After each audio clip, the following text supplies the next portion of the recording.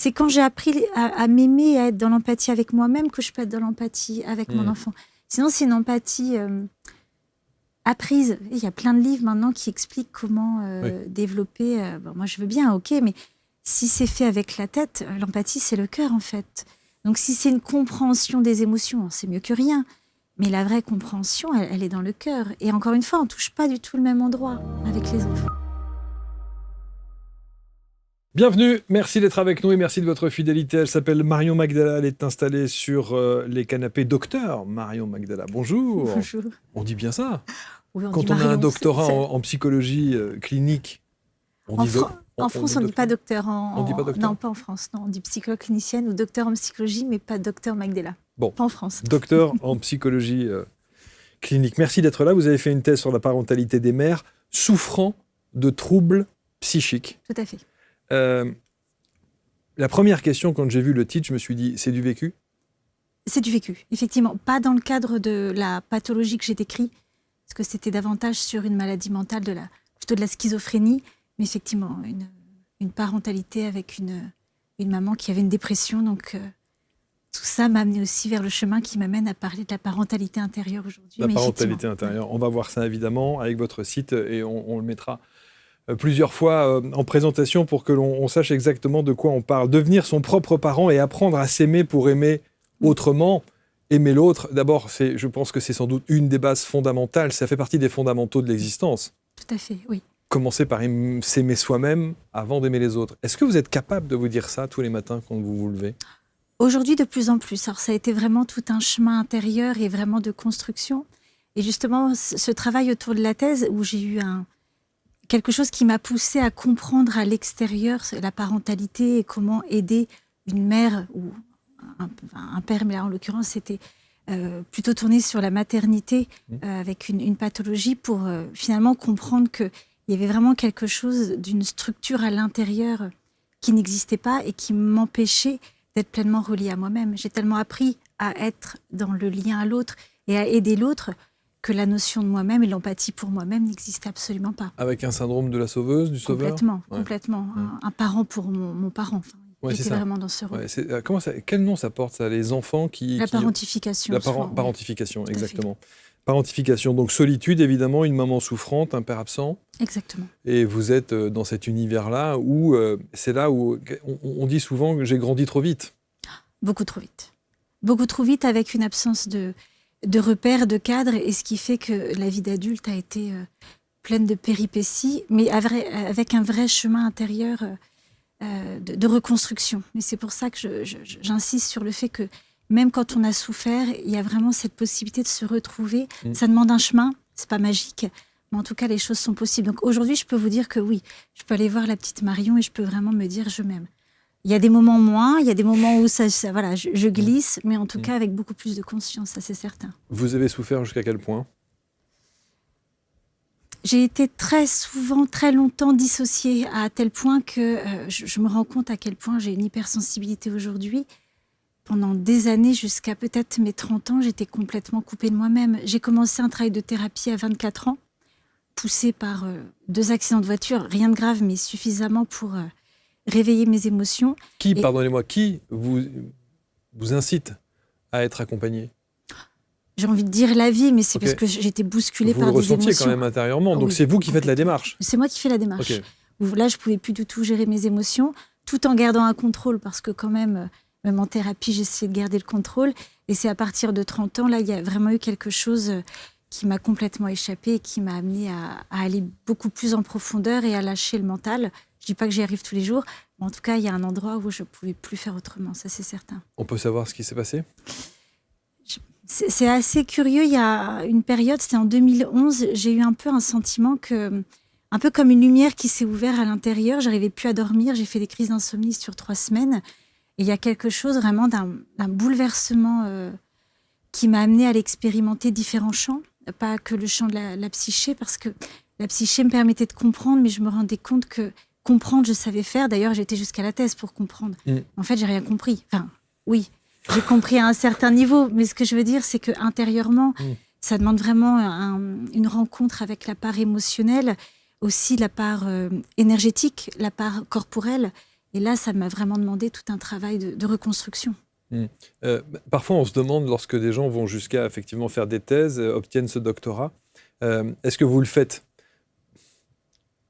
comme un outil thérapeutique ou est-ce que vous le faites dans le challenge de l'étude et du titre ? A priori, objectivement, c'était pour le challenge. Après, bien évidemment, mais ça, je vous le dis avec le recul, il y avait une réparation intérieure. Mais la réparation intérieure, j'ai mis du temps à comprendre pourquoi dans mon parcours professionnel, parce que j'étais assistante sociale, ensuite psychologue, après j'étais jusqu'au doctorat, sans vraiment comprendre pourquoi je suis allée jusqu'au doctorat. J'étais déjà installée en libéral. Bon, ok, je sens un peu l'appel, donc j'y vais. Et finalement, c'est bien plus tard que j'ai compris que, oui, en fait, ça parlait de quelque chose de bien plus profond que... Qu'est-ce qui vous a le plus aidé, l'accompagnement que vous avez pu avoir avec les différents psychologues, psychiatres psychiatres qui vous ont suivi ? Psychologues qui vous ont suivi, ou justement le fait d'avoir couché sur le papier cette thèse qui vous permet peut-être à un moment donné de vous ouvrir ? J'ai envie de dire un peu des deux. Ce qui m'a intéressée par rapport à ce travail de thèse, c'est de rencontrer des mamans qui n'ont jamais été vues comme des mamans. C'est-à-dire qu'elles sont vues comme des patientes avec une pathologie mentale, ce qui m'a d'ailleurs valu beaucoup de difficultés pour pouvoir accéder à un certain nombre de mères, parce que je devais passer par les médecins. Des témoignages. Et oui. Donc je devais passer par des psychiatres qui devaient donner l'accord ou non, et ça a été extrêmement compliqué. Bien sûr. Et du coup, d'aller les voir et vraiment de pouvoir me dire, mais c'est la première fois que l'on me voit en tant que mère. Et ce qui est venu réparer, je crois très sincèrement, c'est le fait qu'elles aient pu me dire, mais qu'elles aimaient leurs enfants. Et que, évidemment, qu'il y a la maladie et qu'il y a une absence de conscience pour certaines d'entre elles, mais il y avait vraiment une volonté d'aimer. Alors, pas un amour sécure, mais néanmoins, il y a quelque chose d'une répétition, d'un schéma inconscient. Souvent, ce sont des histoires de vie extrêmement compliquées. Mais ça a réparé une part de moi, de sentir que, il y a de l'amour. Et tout l'enjeu de ma thèse, c'était de montrer qu'avec vraiment ce qu'on appelle la résilience assistée, c'est-à-dire des professionnels qui entourent, ça permet vraiment aux mères ou aux pères, encore une fois, mais de pouvoir assumer leur parentalité. Donc ça m'a fait du bien à l'intérieur. Et après, évidemment, le travail beaucoup plus introspectif et la rencontre avec la petite Marion, qui a été vraiment extrêmement difficile d'aller voir cette part émotionnelle, parce que je m'étais à distance et, encore une fois, j'avais besoin de maîtriser, donc je gardais avec mon mental, sans vraiment comprendre en plus l'intérêt d'aller voir ma petite fille intérieure. Et à partir du moment où j'ai pu accéder à cette part-là, vraiment quelque chose d'une transformation parfois extrêmement difficile, mais tellement... Alors, ce qui est intéressant, Marion, dans votre approche, c'est qu'il y a une dimension clinique et spirituelle. Oui. Quand on parle d'aller voir la petite Marion, cet enfant intérieur, on a plus tendance à tout de suite avoir un repère ou une étiquette ou un éclairage spirituel. Et pourtant, pas tant que ça. Ouais. Alors, déjà, Jung a beaucoup parlé, donc, qui était psychanalyste, et qui a parlé de l'enfant intérieur. Mais en fait, quand on comprend un peu mieux l'importance de l'enfant intérieur, la visualisation permet réellement une transformation du système limbique, le cerveau émotionnel. Le cerveau émotionnel, c'est jusqu'à nos 6 ans, quand on est enfant, en fait, on fonctionne essentiellement avec ce système limbique. On ressent tout. Donc, on a une empreinte émotionnelle de ce que l'on capte. Pas de ce qu'on comprend, forcément, parce que le cortex est encore trop petit, mais de ce que l'on capte. Et ça, dès la vie intra-utérine. Donc, d'aller voir son enfant intérieur, c'est pas métaphorique et c'est pas seulement une rencontre, je visualise avec ma tête. Au contraire, c'est ressentir. Pourquoi ressentir ? Parce que quand on ressent, on laisse une nouvelle empreinte pour ce cerveau émotionnel et c'est là où le travail de réparation se fait. Mais il n'y a pas que l'image ou cette pseudo-visualisation, le côté pratico-pratique. Comment est-ce que vous allez à la rencontre de cet enfant intérieur ? Pratico-pratique. Il y a plusieurs temps. Moi, la première fois, j'ai mis à distance, j'avais vraiment un rejet de cette petite fille. J'ai compris plus tard que je répétais la manière dont j'ai été aimée. C'est-à-dire que je me rejetais, mais parce que j'ai été rejetée enfant. Donc ça m'a demandé du temps, de la patience. Je suis passée d'abord par la compréhension, par des photos. Et au fur et à mesure d'aller voir les parts qui étaient un petit peu moins dangereuses, pour le dire ainsi. Et je sais pas, il y a des portes qui s'ouvrent, un peu comme comme vous savez, les poupées russes là, qu'on ouvre, ce qui permet d'aller de plus en plus en profondeur et d'aller parfois jusqu'à la vie intra-utérine. En visualisation, après, il y a un endroit où c'est aussi mon corps qui me guidait, c'est-à-dire que j'ai évidemment pas de souvenir de la vie intra-utérine, mais à partir du moment où je pose l'intention un peu en état modifié de conscience, accompagné, en fait, il y a un endroit où on peut ressentir les moments dans la vie intra-utérine, capter des informations pour les libérer. Donc, on n'a pas forcément toujours le sens, j'ai pas toujours eu le sens, mais en tout cas, le corps, il ment pas. Le corps, lui, l'a ressenti, et le corps, lui, il arrive à se dégager, à se libérer des émotions qui ont été impactées. Et vous savez que dans cette grande mouvance du développement personnel, quand on parle justement de l'enfant intérieur, ces deux mots, enfant intérieur, est souvent décrié. Et vous avez même des coachs ou même des thérapeutes qui ont pignon sur rue, qui écrivent et qui vendent beaucoup de livres et qui sont capables de vous dire l'enfant intérieur, c'est des conneries. Il n'y a pas d'histoire d'enfant intérieur. Je les invite à venir me voir et à expérimenter. Qu'est-ce que vous répondez à ça ? Mais vraiment, je les invite à venir expérimenter. Il y a vraiment comme je vous dis, comme il y a vraiment une libération au niveau du système limbique, on vient redonner une empreinte. Et l'intérêt de l'enfant intérieur, c'est aussi de devenir un parent intérieur. Je m'explique, c'est que quand on a eu des parents qui, certes, ont fait comme ils ont pu, mais parfois mal et parfois avec beaucoup d'insécurité, le fait de pouvoir reconstruire à l'intérieur des figures d'archétypes comme le père et la mère, ou d'autres figures, ça permet d'apporter à la fois le soin, la figure du soin, et de la protection pour apporter une sécurité intérieure. C'est pour ça que je vous dis, ça demande vraiment un chemin, et surtout de s'ouvrir à une empathie envers soi-même, donc envers son enfant intérieur. Son enfant intérieur, c'est une part intérieure, encore une fois, c'est soi avec soi-même. Donc moi, toutes les personnes qui doutent, pour avoir accompagné des centaines de personnes et pour avoir fait ce chemin intérieur, je suis très ouverte pour qu'elles viennent me voir. Alors, c'est intéressant parce que quand on reprend effectivement la thèse que vous avez validée sur la parentalité des mères souffrant de troubles psychiques, mais en fait, votre approche s'adresse à toutes les mères, troubles ou pas troubles. J'ai même envie de vous dire à toutes les personnes. À toutes les personnes. Ah oui, pas que les parents, bien sûr, bien sûr. Il y a certes les parents, parce que plus vous êtes en conscience avec votre enfant intérieur, plus vous pouvez répondre à votre enfant sans projection, parce que souvent les difficultés qu'on peut avoir dans la relation parent-enfant, c'est nos propres projections. Parce qu'à partir du moment où on est en conscience, on peut écouter l'enfant avec empathie, sans être dans la réaction, parce que la réaction, elle parle de nous, elle parle plus de l'enfant. Mais également toute personne, j'ai envie de dire, de notre entourage, parce qu'on est toujours en réaction, en effet miroir avec des personnes qui viennent réveiller nos blessures intérieures. Donc, toute personne, effectivement. C'est vrai, quand je parle de parents intérieurs, et j'ai beaucoup travaillé sur la parentalité, donc j'ai entre guillemets, un public, c'est pas très joliment dit, mais des personnes qui sont clientèle. Clientèle qui sont plutôt centrées sur la parentalité, mais j'ai plein aussi de personnes qui viennent soit pour un projet de parentalité ou juste parce qu'elles vont mal et qu'elles ont envie de se retrouver sans conscience qu'à travers le travail que je vais leur proposer, elles iront voir leur enfant intérieur et découvrir la parentalité autrement. Ce qui est déjà un aveu que de faire la démarche. Venir franchir le cap de votre cabinet ou éventuellement les consultations en visio, peu importe la manière dont vous fonctionnez, mais faire la démarche, c'est déjà une prise de conscience. Complètement. Et encore une fois, je trouve que les personnes sont très courageuses d'aller voir dans ces endroits parce que, comme je vous le disais, ça paraît métaphorique, mais d'aller retoucher l'émotion, d'aller ressentir dans le corps l'endroit qui a été blessé, c'est extrêmement douloureux, c'est réactiver une douleur intérieure. Mais c'est aussi le fait de se dire que ce parent comprend que le problème vient de lui et pas nécessairement de se dire si mon enfant est comme ça, c'est parce qu'il est comme ci, ou il a un caractère comme ça, ou une hypersensibilité comme ceci, ou vous voyez ce que je veux dire ? La porte d'entrée, souvent, c'est l'enfant.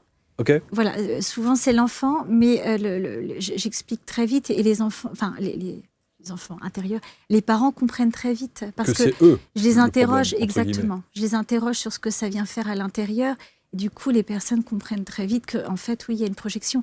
Et quand c'est clair à l'intérieur pour le parent, il n'y a plus les mêmes réactions, ce qui fait que ça permet vraiment d'aller voir son enfant en tant qu'être à part entière, avec son chemin, parce que lui aussi, il a son chemin et ses expériences à vivre, sans être dans une forme de confusion émotionnelle, d'une certaine manière. Ni de culpabilité. Et de culpabilité. Et j'insiste, l'idée, c'est vraiment de dégager toute culpabilité. On fait tous comme on peut. Oui. La culpabilité qu'on ressent, c'est pareil. Elle parle de notre enfant intérieur, mais personne n'est Bouddha. Et dans le lien avec l'autre, il y a toujours un effet de résonance. Donc c'est OK. Plus on en a conscience, moins on se fait du mal. Est-ce que la docteure en psychologie clinique que vous êtes a cette dimension spirituelle? Vous allez me répondre oui, jusqu'au transgénérationnel. On sait combien le transgénérationnel est important. Bien sûr. Est-ce que dans un doctorat en psychologie clinique, cette dimension-là apparaît?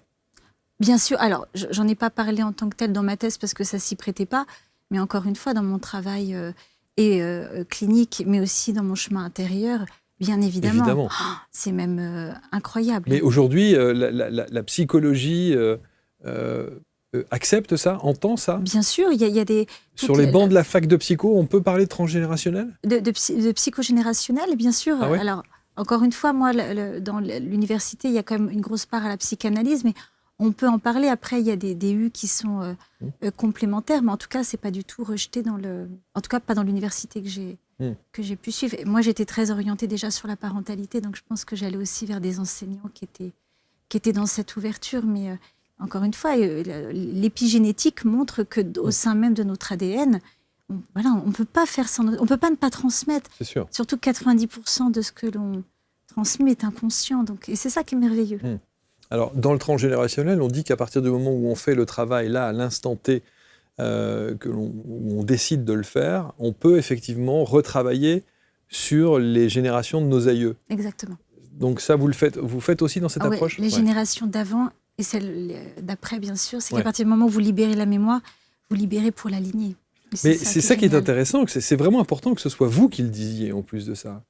Parce que c'est vrai qu'on a souvent tendance, et on nous le reproche de temps en temps, en disant là, vous recevez que des gens qui sont en lévitation, qui mangent des graines et qui dorment sur des nuages. Mais on voit bien que le cursus que vous avez est quand même un cursus qui est quand même basé sur la science. Et c'est vraiment ce qui est important pour moi, c'est que la spiritualité, elle est ancrée. À partir du moment où les personnes me disent, non, en fait, la spiritualité, elle est à l'intérieur, elle s'ancre, sinon il y a quelque chose de désincarné et qui peut faire you-you. Enfin, oui, c'est ça, oui, bien sûr. Voilà, non, il y a une dimension spirituelle, je veux dire, on est fait de la matière, mais il y a aussi une dimension qui est... Et ça aussi, plus je me suis éveillée, plus je suis rentrée dans cette dynamique intérieure, plus c'est devenu une évidence qui était en réalité déjà là, parce que quand je pense à moi enfant, il y avait déjà cette conscience très forte que Dieu existait. Quand j'allais dans une église, c'était une évidence, sans comprendre pourquoi, mais je ne comprenais pas que les gens ne le comprennent pas. Enfin, il y avait vraiment quelque chose d'un non-sens. J'ai coupé avec la spiritualité, notamment en raison de... Enfin, ma foi, plus que la spiritualité, parce que je suis tombée enceinte très jeune. Oui. Et là, j'ai eu un sentiment de trahison par la vie qui fait que je me suis complètement coupée. À l'adolescence? À 15 ans, très jeune. Donc, comme je vous disais, l'absence de repère total. Et ce qui fait qu'à un moment donné, avec ce chemin intérieur, j'ai pu aussi me réconcilier avec la part divine, mon âme, finalement, ce que je suis venue faire ici, ce que je suis venue apporter dans cette vie. Et c'est évident aujourd'hui que mon IVG participe grandement à ce que je suis venue faire aujourd'hui autour de la parentalité intérieure. Est-ce que tous vos patients savent qu'il y a dans un processus de réconciliation, d'ouverture, de travail sur cet enfant intérieur, une dimension spirituelle? Les personnes qui me connaissent, oui, parce que c'est assez clair, je pense, dans ma manière d'en parler. Mais encore une fois, elle est ancrée. J'aborde la dimension énergétique parce qu'encore une fois, on a une énergie de vie qui fait que selon les blocages émotionnels ou même les corporels, il y a besoin de remettre du mouvement intérieur pour libérer. Quand on libère l'émotion, on libère une énergie. Tout est énergie. Même les pensées, c'est une énergie. C'est pour ça que, encore une fois, on ne peut pas ne pas transmettre. Mais les personnes le comprennent et le captent, je crois. Et est-ce qu'on peut faire sans? Est-ce qu'on peut ne pas aborder cette dimension-là pour un processus de comment dirais-je, pas de réconciliation, mais ce processus de soins et d'accompagnement? On pourrait émettre ça? En tout cas, je pense très sincèrement qu'à partir du moment où vous rentrez en conscience, et j'ai presque envie de vous dire jusqu'où vous êtes prêt à aller et jusqu'où vous avez envie d'aller, Il y a un moment donné, c'est inévitable.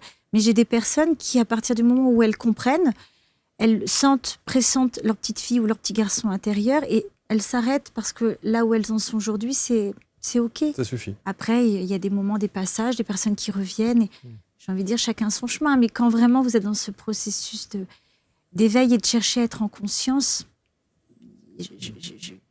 on a différents champs de conscience et la spiritualité fait partie d'un des champs de conscience.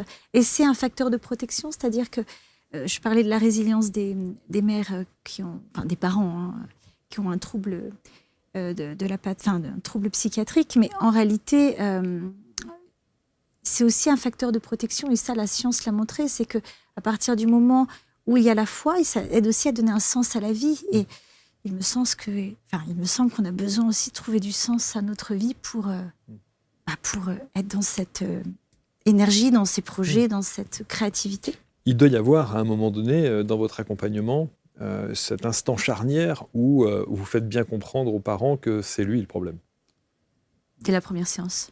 Ah, dès la première séance. Oui. Après, j'insiste, c'est pas tant le problème. Oui, je dis problème, c'est pas le bon mot, mais il doit y avoir...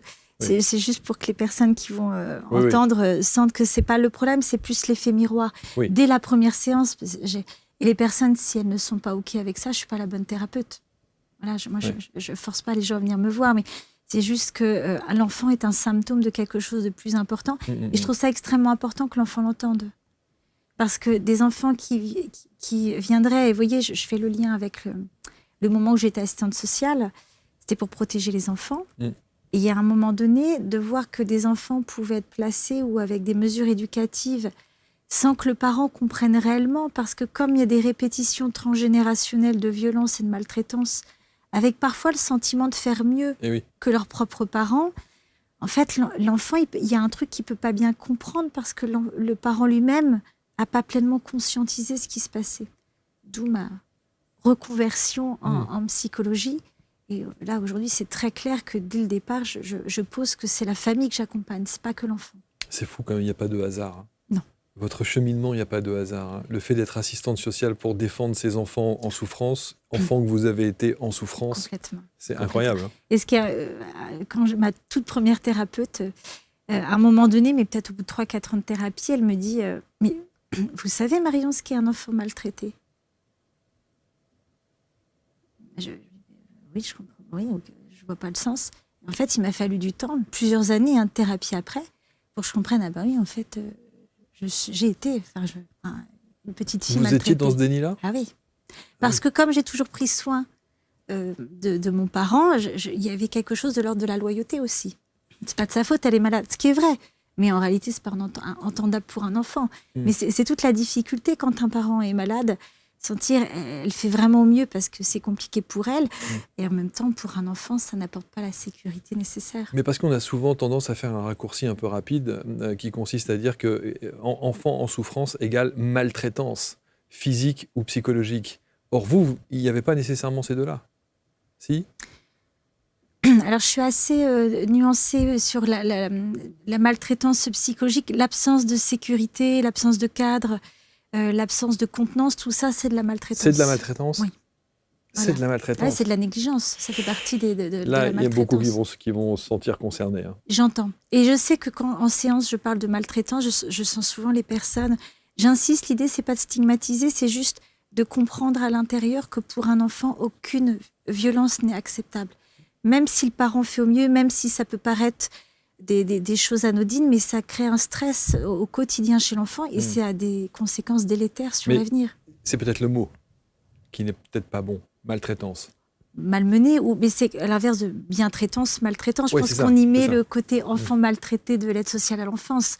Mais en réalité, c'est plus l'inverse de bien traité. Mais je peux comprendre la réaction du parent qui dit « Quoi ? Non, mais moi, j'ai pas de maltraitance avec mon enfant. » Et tous ces parents qui viennent de bonne foi, sans doute. Bien sûr. Ouais. Bien sûr. Et je connais aucun parent, et même quand j'étais assistante sociale, qui faisait du mal consciemment et volontairement à son enfant. Il y en a, parce qu'il y a de la psychopathologie, parfois, mais en l'occurrence, vous voyez, tout ce qui est la psychopathie ou de la perversion. Mais quand même, globalement, il n'y a pas de volonté, mais il y a des répétitions de schémas, d'où mon approche de la parentalité intérieure. Plus on intériorise ce qu'est un parent, Moi, tout mon travail d'aller chercher à l'extérieur, c'était de comprendre ce qu'était un parent. Encore une fois, je ne l'ai pas compris sur l'instant, pour me rendre compte qu'en fait, à l'intérieur, je ne savais pas ce que c'était, j'en ai pas eu. J'ai eu un père et une mère, mais un papa et une maman, ça, c'est encore une autre dimension. Et j'ai vraiment dû apprendre à l'intérieur à ressentir, en visualisant pour laisser une empreinte. Ça fait quoi d'être porté au sens physique et psychique du terme? Alors cet effet miroir de ce parent qui vient vous voir et qui par répercussion évidemment va agir sur son enfant, l'effet miroir qui consiste à aider le parent, vous voyez les résultats sur le comportement de l'enfant sans avoir à intervenir sur l'enfant. Exactement.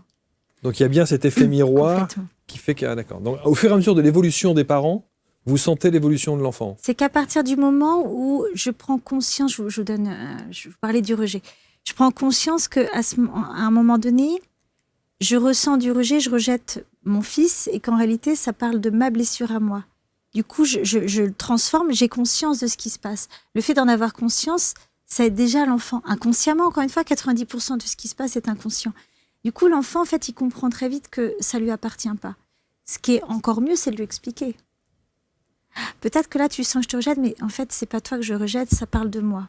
Et l'enfant, il capte pas forcément avec son cortex, encore une fois, il est trop petit, mais il comprend l'intention. Et c'est l'intention qui compte, c'est vraiment ce qui vient du cœur. Alors ça, c'est valable quand on est tout petit? Non, je crois qu'on est toujours tout petit à l'intérieur. Sans doute. Mais quand il s'agit d'intervenir sur un parent qui a une difficulté effectivement avec son enfant en bas âge, quand on commence à monter dans l'adolescence, c'est exactement pareil. C'est plus simple ou plus compliqué? Le langage du cœur, je crois qu'il est universel, mais même en tant qu'adulte, si je vous parle avec mon mental, je ne vais pas toucher le même endroit, ne serait-ce qu'au niveau vibratoire, inconscient, énergétique. Donc c'est exactement ça. C'est là, en touchant les émotions, je touche une part beaucoup plus intime, et c'est là où le message peut être plus profond. Sinon, vous allez me comprendre intellectuellement. Les enfants vont comprendre intellectuellement, mais ils vont répéter. Donc c'est vraiment quelque chose d'une rencontre de cœur à cœur. Ça paraît un peu galvaudé de dire ça, mais c'est vraiment ça. Et cette rencontre de cœur à cœur, elle se fait en présence et des parents et des enfants? Déjà, avec soi-même, j'insiste sur ça, mais déjà d'être dans l'empathie avec soi-même. Et ensuite, c'est quand j'ai appris à m'aimer, à être dans l'empathie avec moi-même, que je peux être dans l'empathie avec mon enfant. Sinon, c'est une empathie... apprise. Il y a plein de livres maintenant qui expliquent comment développer. Moi, je veux bien, ok, mais si c'est fait avec la tête, l'empathie, c'est le cœur, en fait. Donc, si c'est une compréhension des émotions, c'est mieux que rien. Mais la vraie compréhension, elle est dans le cœur. Et encore une fois, on ne touche pas du tout le même endroit avec les enfants. C'est là où, c'est là où parfois il subsiste une dimension, j'allais dire, d'explication assez abstraite. Toucher avec le cœur. Les émotions, c'est très abstrait. Ah oui, vous trouvez, avec l'empathie? Ouais. Avec empathie, en fait, c'est vraiment toucher les émotions des enfants. Voilà, qu'est-ce qui se passe pour que tu sois triste? Vous voyez, c'est hop, je touche le cœur, là. Je touche la partie émotionnelle. Et si j'explique seulement, ah bah, t'as fait tomber, je dis n'importe quoi, t'as fait tomber ton jouet, c'est pas bien, il va comprendre intellectuellement. C'est vraiment de poser les émotions sur ce qui se passe. Si je suis en colère, d'exprimer pourquoi je suis en colère. Et de voir ce qui se passe. C'est pour ça que je vous dis que c'est vraiment une dynamique d'empathie qui n'est pas facile, qui s'apprend. C'est pour ça que je vous dis, elle s'apprend vraiment sans doute. Dans une rencontre avec soi-même. Parce qu'il faut l'avoir vécu. Et oui. Il faut l'avoir vécu, il faut l'avoir expérimenté, il faut avoir grandi avec. Les gens savent, alors maintenant oui, ils vont le savoir, mais les gens savent votre parcours, connaissent votre histoire avant de vous consulter? Non. Non. Enfin, je ne le cache pas, mais en l'occurrence, je suis la thérapeute, j'en parle pas forcément. Je peux parfois aborder un peu des choses personnelles, un peu en soutien pour montrer que, en fait, j'ai réussi, donc vous pouvez réussir. Si je sens que c'est nécessaire. Mais non, après, je pense que les gens sentent aussi, de par ma sensibilité, que c'est aussi du vécu, parce que je pense pas qu'on puisse être psychologue. Enfin, en tout cas, être dans cette dimension s'il n'y a pas un parcours de transformation intérieure. Transformation, absolument. Est-ce qu'on peut se dire, dans ce parcours de transformation intérieure, ça y est, c'est fait. J'y suis arrivé. Ou est-ce que c'est véritablement, comme on le dit toujours, un parcours d'une vie et qu'il y aura un schéma perpétuel, répétitif, qu'il faudra toujours être dans cette démarche-là, intérieur?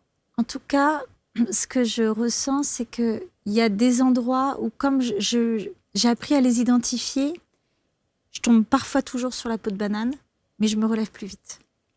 Moi, ma petite blessure là, d'abandon et de rejet, je sens bien qu'elle peut venir me travailler facilement, mais je la repère, ce qui me permet d'aller voir à l'intérieur et plutôt que d'attendre de l'extérieur. Mais encore une fois, parfois, je tombe dans les peaux de banane. Sur 1 ou 2 journées, je tourne en rond pour me dire, mais non, en fait, ça parle pas de l'extérieur, ça parle de l'intérieur. Donc, tout est expérience. Donc, je ressens que là où j'en suis, j'ai fait une bonne partie de réparation. Après, je pense que la vie est encore longue. Il va me challenger à certains endroits. Et tant mieux, parce que ceci me semble-t-il intéressant de continuer à grandir et d'explorer d'autres champs. Qu'est-ce qu'un bon parent?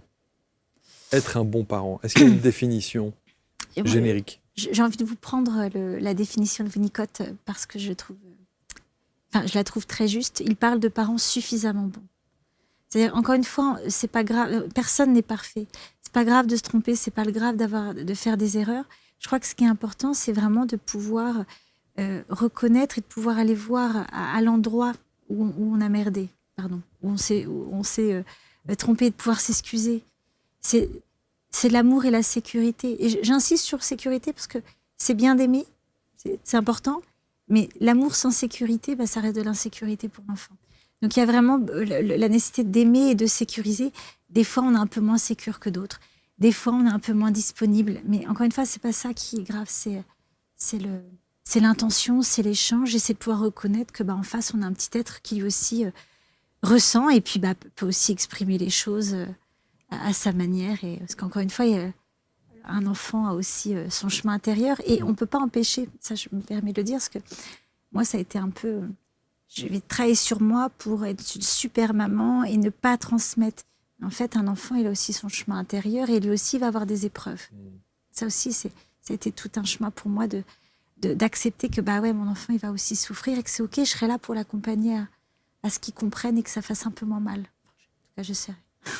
Vous avez dit un mot qui était très important dans votre explication. Vous avez parlé du pardon. Oui.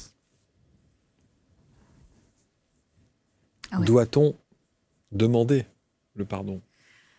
Ça dépend à qui. Je crois que c'est surtout à l'intérieur. Et ça aussi, c'est un chemin. C'est-à-dire que d'aller voir son parent, ou d'ailleurs toute personne qui a pu nous blesser, d'exprimer d'excuser, il y a quelque chose qui n'est pas juste. Et je crois que le pardon, il est vraiment aussi par rapport à son chemin de vie. Je peux aussi peut-être, à un endroit, me pardonner d'avoir dû vivre ça pour mon évolution. C'est une explication. Mais je vous dis, ça demande tout un ça chemin. Aussi, hein. Voilà. On est à la limite de la migraine quand on commence effectivement à se plonger dans cet angle-là. Oui, c'est clair. C'est pour ça que je vous dis, on est dans une dimension plus profonde, mais qui demande vraiment du temps et tout un chemin et qui ne se force pas. Vous savez, on a reçu évidemment la parentalité, on a fait quelques émissions sur ce sujet-là avec des psychanalystes, des psychiatres, et notamment quelqu'un que j'embrasse qui se reconnaîtra et qui disait « mais on a le droit de ne pas aimer ses parents ». Bien sûr. On a le droit de ne pas les pardonner. Même si on dit « ils ont fait comme ils ont pu », avec leur code, avec leur éducation, avec l'engrammage, les fondamentaux qu'ils ont eus, qui n'étaient sans doute pas adaptés à ce dont on avait besoin nous. Mais on a le droit de ne pas les aimer. Bien sûr. Et je ne sais pas si c'est une histoire de droit ou pas droit, c'est plus de réconciliation avec soi-même. C'est-à-dire qu'on peut ne pas... moi, la première, je ne vois plus mon père, donc l'idée, ce n'est pas de continuer un lien qui fait du mal, mais c'est en tout cas à l'intérieur vraiment de pouvoir sentir que c'est juste ainsi, de se pardonner aussi, de ne plus être en lien avec lui. Mais vous lui avez pardonné? Non, pas tout à fait. Ah. Je serais malhonnête de vous dire oui. Non, il y a encore un chemin de construction à cet endroit-là. Je sens qu'il y a encore... Est-ce que ce chemin de construction nécessite d'être face à lui? Non. Ça, je sens que c'est avant tout avec moi-même. Peut-être qu'à un moment donné, le jour où ce sera juste, je pourrais, si c'est pas trop tard, revenir vers lui. Mais c'est surtout avec moi-même. C'est pour ça que c'est un chemin intérieur, c'est pas tant pour la personne extérieure. Et ça suffit? Je ressens que oui. Je vous dirai le Ouais, jour où ça ouais. arrivera. Non, mais en règle générale, reçois- au-delà de votre cas personnel, lorsque vous avez des patients qui sont confrontés à ça, ça suffit. La réconciliation avec soi-même permet la réconciliation, ou en tout cas la coupure définitive ou une forme de pardon avec l'autre, avec le parent. À partir du moment où on prend en compte que l'extérieur est une projection de soi-même, à partir du moment où vous venez libérer, réparer ce qui a fait souffrir et que c'est transmuté, en tout cas qu'il y a quelque chose qui s'est ouvert, je ne vais pas dire que l'extérieur compte plus, mais il y a une distance, un détachement qui se fait assez naturellement. Donc peut-être que le pardon passe par le détachement. Détachement, ça ne veut pas dire forcément coupure réactionnelle, parce que la réaction parle d'une émotion, mais plus quelque chose comme peut-être une acceptation. Bon, j'ai souffert, ça s'est passé ainsi, mais voilà, aujourd'hui, je me suis libérée et je comprends mieux le sens de ce que j'ai vécu. Ça me permet aujourd'hui de voir où j'en suis et d'avoir aussi le chemin que j'ai. Mais c'est OK de ne pas pardonner. Tout est OK. À mon sens, il n'y a pas de règle. C'est pour ça que je vous disais, il y a un chemin, il n'y a pas de magie. Si ça se force, le pardon, ce n'est pas du vrai pardon. Donc c'est ça. Du coup, ce serait se mentir à soi-même. Donc, il y a quelque je chose pense qui que serait pas juste. Moi, j'ai le sentiment, je me trompe sans doute, parce que je fais encore une fois de la psychologie à 2 étages, mais beaucoup de gens se mentent là-dessus. L'expression qui consiste à dire « c'est bon, je t'ai pardonné », est-ce qu'elle est véritablement en conscience? Est-ce qu'elle est faite dans l'appel du cœur? J'aimerais bien voir. Oui, je suis assez d'accord. Souvent, c'est un pardon du mental. Après, c'est déjà une première approche. La difficulté, c'est que ça empêche parfois d'aller du coup voir la souffrance, parce que le fait de mettre un pardon empêche d'aller voir aussi les parts qui restent, qui ont besoin d'être réparées et écoutées. Qui sont ces parents qui viennent vous voir? J'ai tout profil. J'ai des parents qui viennent. Il y a beaucoup pour des enfants hypersensibles ou avec des difficultés pour se poser au niveau du corps, mais sinon j'ai vraiment tout de... Pardon, je vous coupe, mais là c'est pareil. C'est-à-dire les parents viennent avec un enfant en disant voilà, écoutez, je vous consulte parce que mon enfant est hypersensible. Effet miroir, qu'est-ce que ça veut dire chez vous, madame, monsieur? Exactement. On est d'accord? Exactement. Donc il faut s'attendre à ça. Exactement. Ok. Et puis quand on vient me voir, encore une fois, tout ce qui est l'émotionnel, je pense aussi que c'est ce qui attire les personnes, c'est que d'écouter les émotions et des enfants et des adultes. Encore une fois, je travaille sur l'enfant intérieur, donc les parents, je vais me connecter à cet endroit-là directement. Alors ça veut dire que, parce que j'en vois évidemment, les enfants qui font ces caprices, qui se roulent par terre, ces enfants qui hurlent, ces enfants qui ne peuvent s'exprimer qu'au travers des cris, au travers de ce côté turbulent qui saute dans tous les sens. Effet miroir, ça veut dire quelque chose des parents.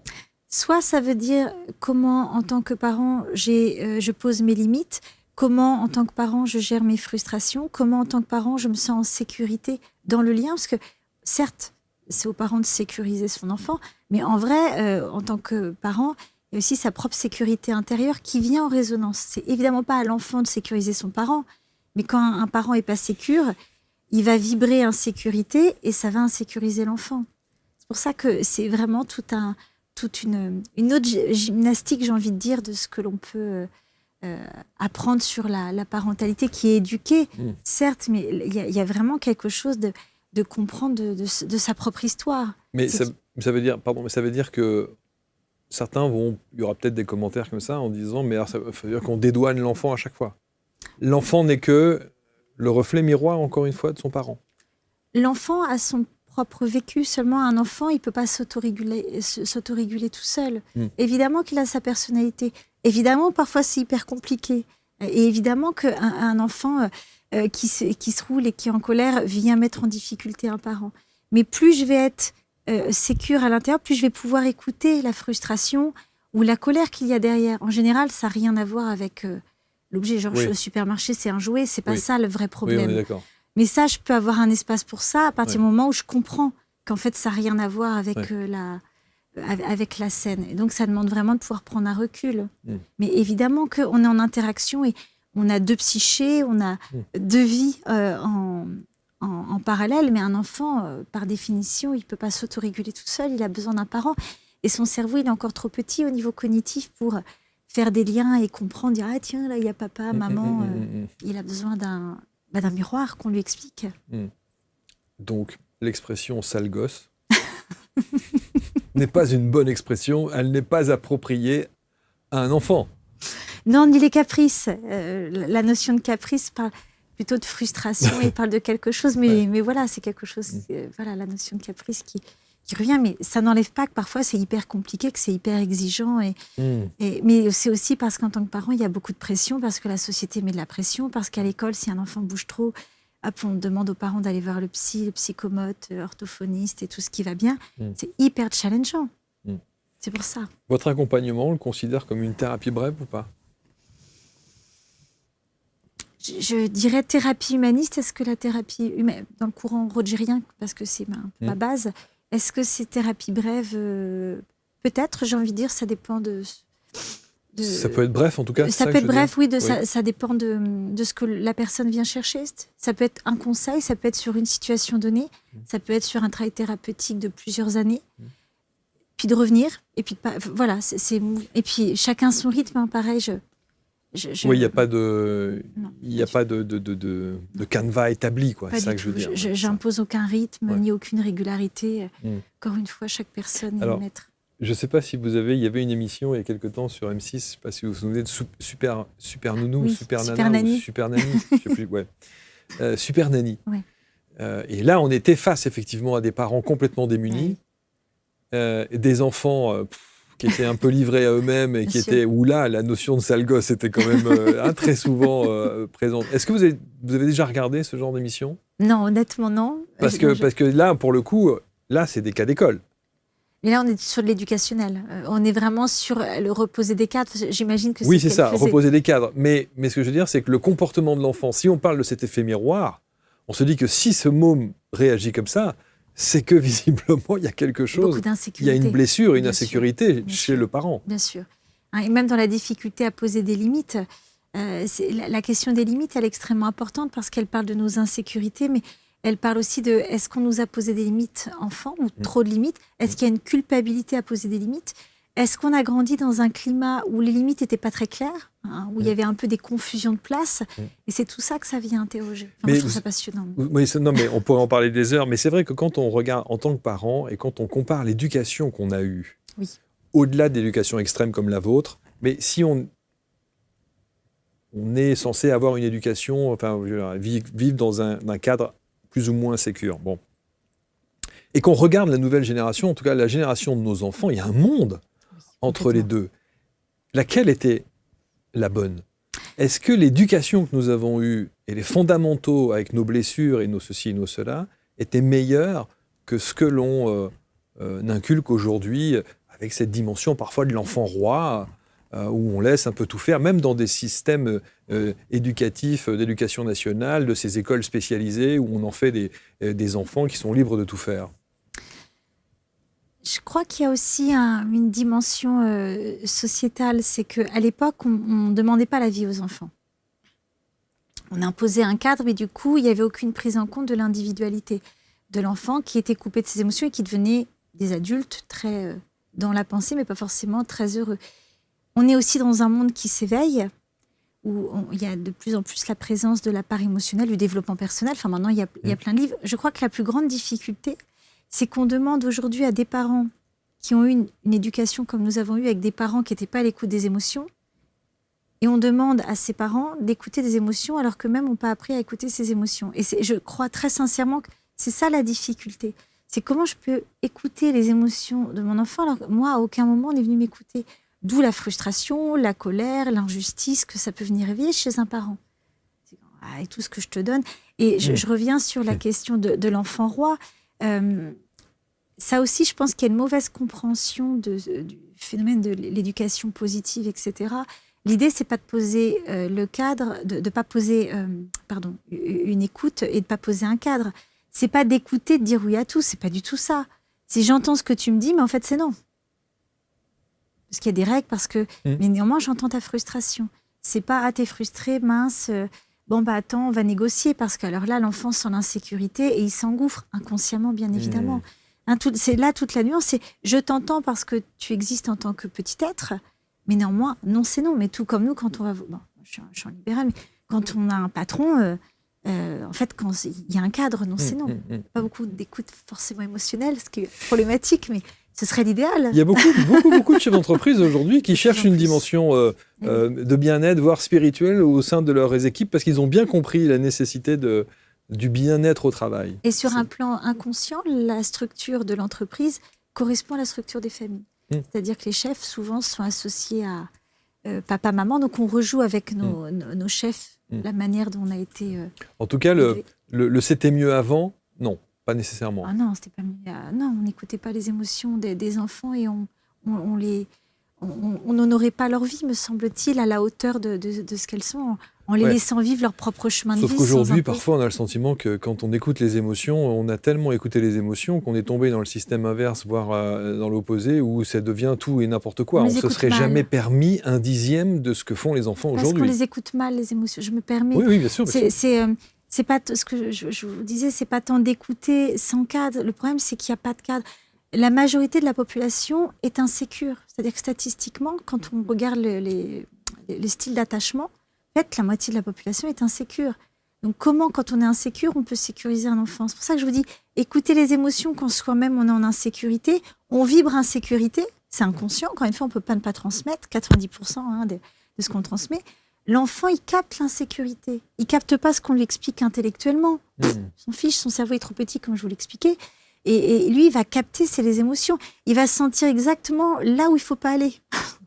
Ils savent exactement appuyer sur la faille, les enfants. Parce qu'ils ressentent.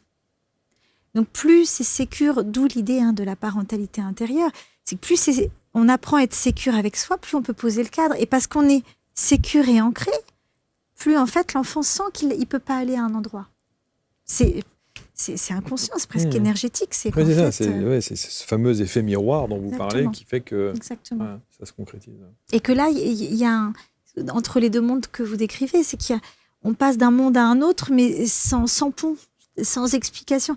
Et c'est là où c'est extrêmement challengeant pour les parents, c'est qu'ils n'ont pas appris à être en empathie avec eux-mêmes parce qu'on effet miroir, les parents ne leur ont pas montré. Bien sûr. Et on leur demande d'être empathique. Mais évidemment que c'est compliqué. Comment je peux aimer de manière inconditionnelle, sans attente, alors que moi-même, je n'ai pas été aimée de manière inconditionnelle? Forcément que je vais projeter, je vais attendre des choses. Parce que moi, quand j'étais petite, on a attendu plein de trucs de moi et je fais tout bien comme il faut. Donc, c'est quoi cette histoire? C'est ça, bien sûr. D'où l'injustice et la colère et puis l'épuisement. Ça fatigue de vouloir tout bien faire. Vous êtes maman? Non, pas encore. Enfin, je reviens sur ce que c'est pas juste ce que je viens de dire, pas juste du tout. Ça aussi, ça a été tout un chemin intérieur par rapport à mon IVG. Ouais.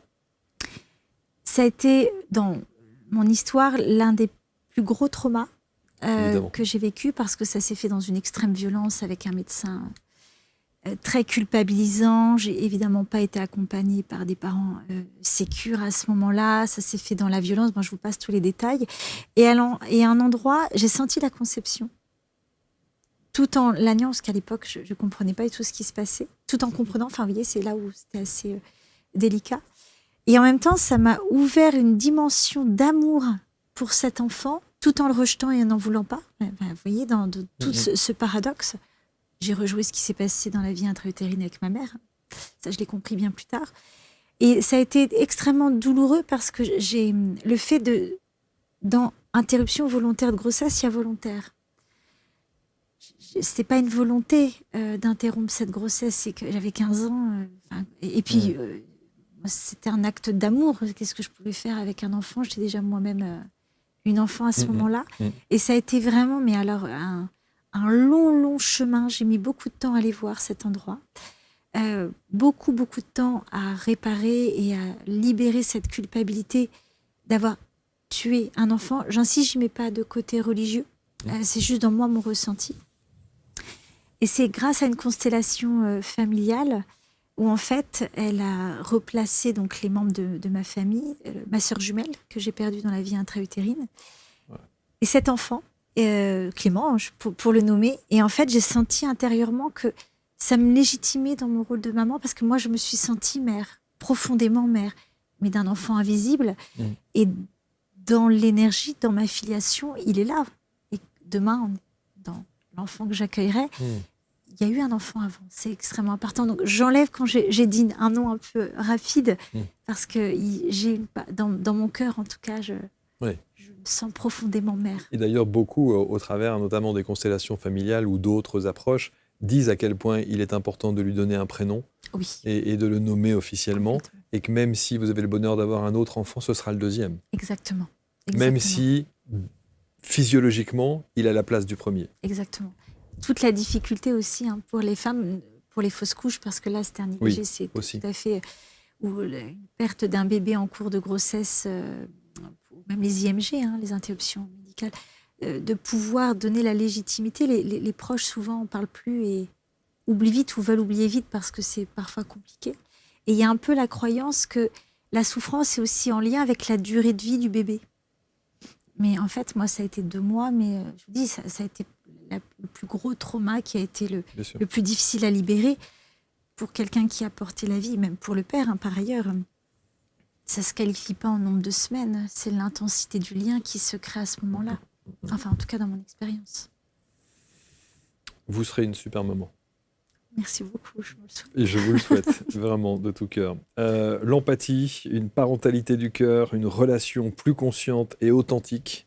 Oui. Voilà ce que vous préconisez au travers de votre approche corporelle, émotionnelle, psychologique, énergétique. On a vu que ça, votre approche est globale. Exactement. Et qu'il ne s'agit pas, comme d'ailleurs beaucoup de psychologues, et ce n'est pas pour jeter la pierre, mais peu de psychologues ont cette approche dans la globalité, je trouve.